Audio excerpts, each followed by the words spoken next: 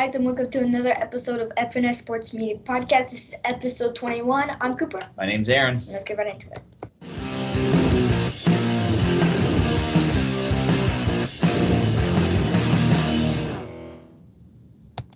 As we probably all know, the MLB playoffs are starting, and I love the MLB playoffs because there's so many games in the season, but then at that very end, you got the teams all pushing for that one wild card or playoff spot for their division, and it's always the best teams versus the best teams. Yeah, and it feels like a sprint. You know, the Major League season, 162 games, it's a marathon, and then gears shift, and it's a sprint in the postseason. Yeah, definitely. I want to talk about the Astros versus Twins game. Carlos Correa going against his former team. Carlos Correa had 3 hits and 3 RBIs, and Pablo Lopez pitched 7 shutout innings, helping the Minnesota Twins beat the Houston Astros 6-2 on a Sunday night to even their AL Division Series at 1 game apiece. One day after opening a 6-4 loss, Kyle Farmer hit a 2-run homer for the Twins, and Game 3 is going to be at Minnesota today. Yeah, you know, the Astros jumped out to a quick lead in the series, and Minnesota tied it right back up.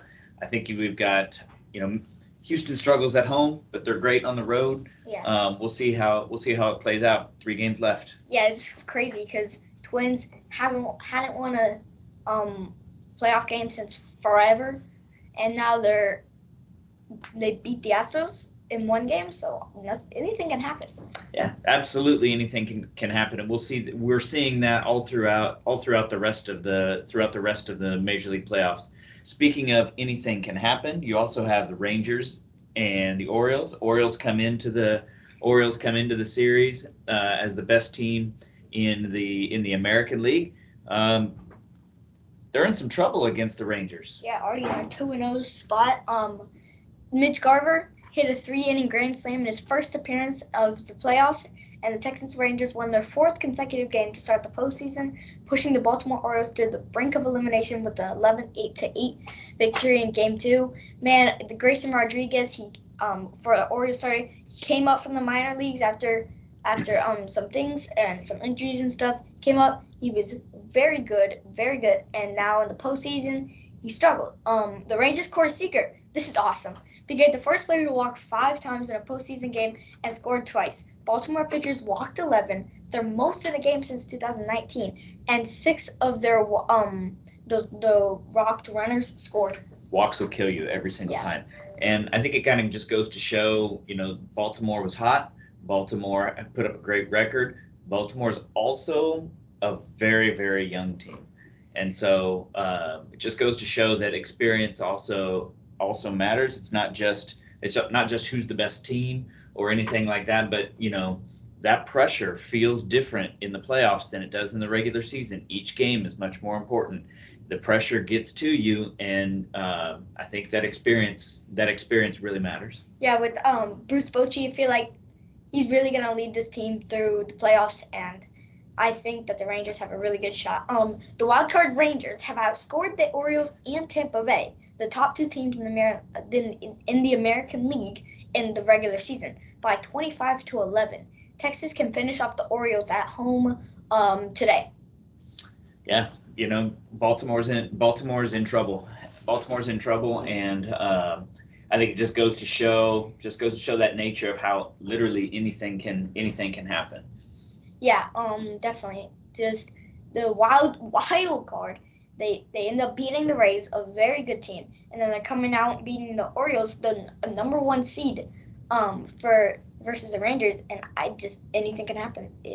And let's go to Philly versus Atlanta. In the beginning game, Philly opened by beating the 104-win Atlanta team 3-0 Saturday in a playoff rematch between the division rivals. The East champion Braves find themselves in exactly the same position as a year ago, trailing the wild card Phillies after the opener at Truist Park. Yeah, and then Atlanta definitely did bounce back, tied the series last night, down. What was it? 4-0. I think it was like Zach Wheeler was throwing a no-hitter in like the 5th inning. Yeah, Atlanta was down going into the 8th inning, 4-0, and then furious rally at the end to come back and tie the series. So Atlanta's in a little bit of a better spot, but Philadelphia's hot, and Atlanta got shut out in Game 1. Took a furious comeback in Game 2. I think Philadelphia the series is moving back to Philadelphia. Atlanta needs to be very, very careful. Yeah, definitely. That second game was crazy with Austin Riley one-handed home run. Like he's swinging this one hand just flies off his bat, and then that double play at the end of the game. Michael Harris leaps up, grabs a ball that was on a line, probably going to hit the wall and bounce off. Right, and then doubles up Bryce Harper. That was a heck of a play. Yeah, heck of a play. You don't see plays like that. Doubled him up after the second baseman or the shortstop missed the ball coming back into second base, gets past the original guy, and then throws it over to first base. And they still got him. Harper was maybe a little over aggressive there, thinking the ball was gonna get over Harris's head. Needing a run to tie the game. Harper was looking to score from first on that one and just got doubled up. The Arizona Dodgers game, that was a crazy game. And Clayton Kershaw's smallest start of his career, and went only a third of an inning in the very first inning. Diamondbacks got him for 6 runs, and it was crazy. Another year, another Clayton Kershaw choke job in the playoffs. Yes, and definitely. So, it's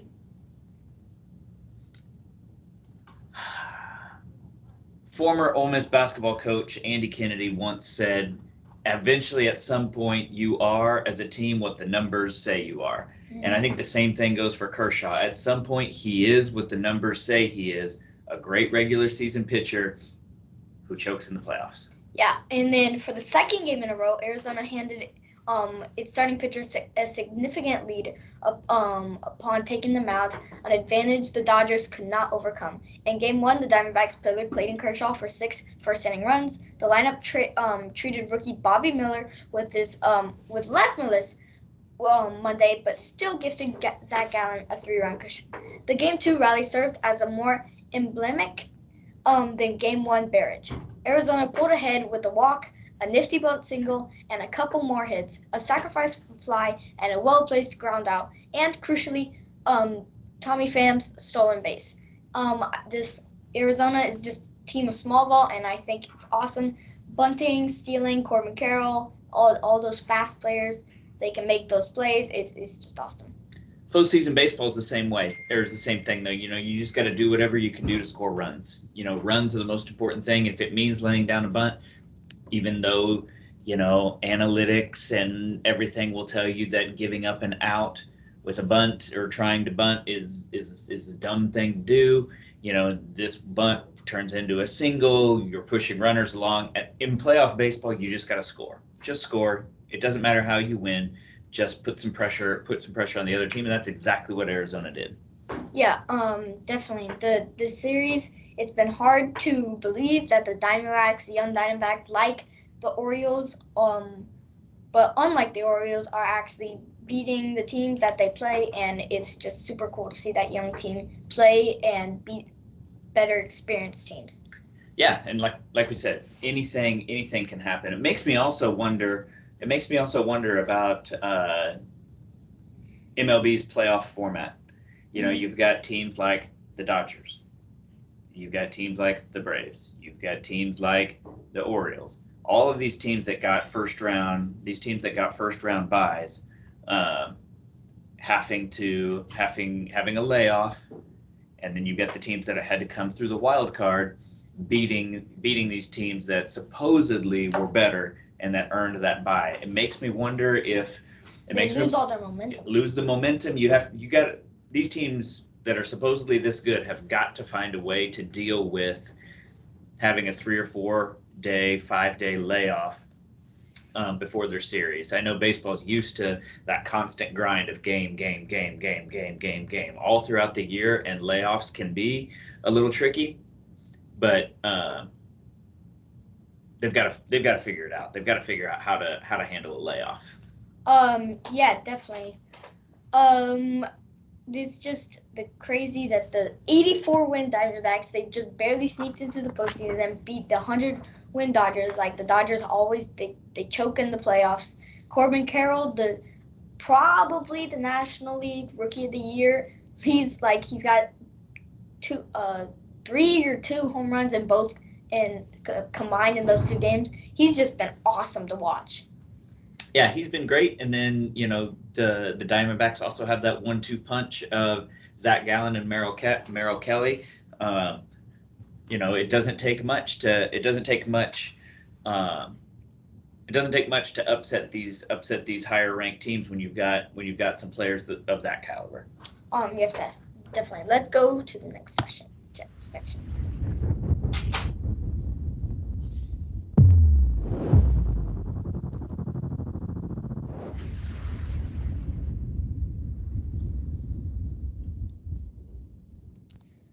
Okay, so in this episode, we're going to be ranking our top 2 worst and most disappointing players in the league. Do you want to go first? Yes, I would definitely love to go first. So, with the regular season finished, we can turn our focus to a little bit of a recap on the previous season. Definitely want to look at some of the players that underperformed. For me, the number one biggest, most disappointing, underperforming player of the year had to be Tim Anderson. Tim Anderson came into the season on a streak of consecutive seasons batting 300, looked like a future star, or had been performing at that level. Man, 1 home run. Yeah. He hit 1 home run all season long. Never even got close. To hitting 300. Just absolutely terrible season. One to forget for Tim Anderson, and especially frustrating for me as a Tim Anderson fantasy owner. You sit there, you hold on to him. He's gonna turn around. He always turns it around. Never turned it around. It was an absolutely dreadful performance for Tim Anderson. Yeah, and I'm going to swap to pitching side, and I think this guy, disappointing. So disappointing. He has been, he was in the top 5, I think, from Cy Young last year and the year before that. He's very good, and that is Alek Manoah. This year he was so bad that he had to go all the way back down to Rookie League. Not AAA, not AA. The rookie league.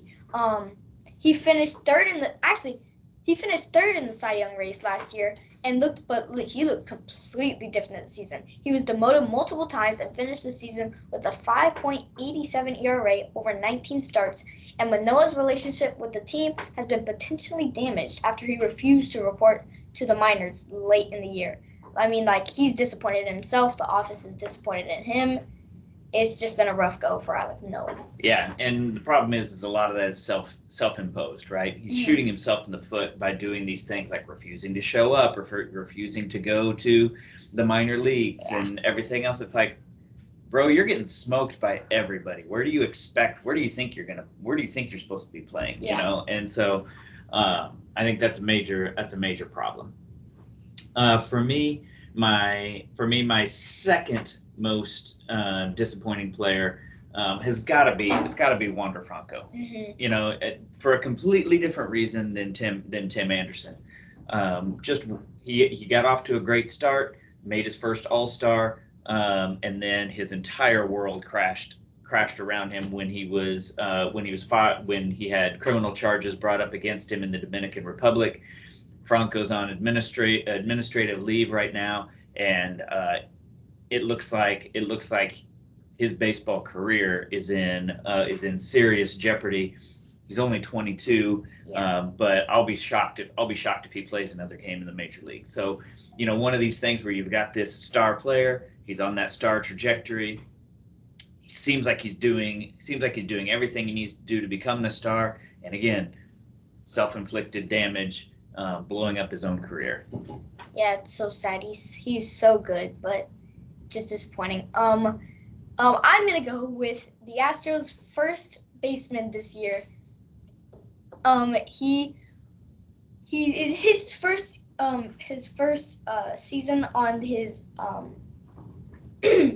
he's on his first season of his oh my god, on his 3-year deal, and so they always struggle. Xander Bogaerts, Manny Machado, they always struggle in that very first year, but then like once it gets a little bit later, they get comfortable. Like Blake Snell is last year before going back. He's all-star. All-star caliber and probably gonna win the Cy Young. But Abreu, he signed a massive 3-year deal with almost $60 million during the offseason. But the move from the White Sox to Houston, it wasn't kind to the veteran. The former MVP's OPS was nearly 200 points lower than the 860 career OPS he had coming into this year. Though Houston's loyalty to Abreu in the middle of the batting order did allow him to near 90 RBI. Yeah, just Dusty Baker just sticking with his guy. I mean, he's gotten better. He's not where he used to be. No, he's not where he used to be at all. Kind of looks like that thing where, they say Father Time is undefeated. Yeah. He's getting up there. He's getting up there in age, and just looking like now's about the time for him to retire. He did turn it on a little bit the second half of the season. We'll see how it goes in the playoffs, and then also next year. He's under that massive contract. We'll see what happens, but he's going to have with other options at first base. Base, I think that leash is going to be a lot shorter going into next season. Yeah. Thanks to Clutch Points, The Athletic, ESPN, and MLB.com for the info and articles. Make sure to like, subscribe, hit the bell, and we'll see you guys later.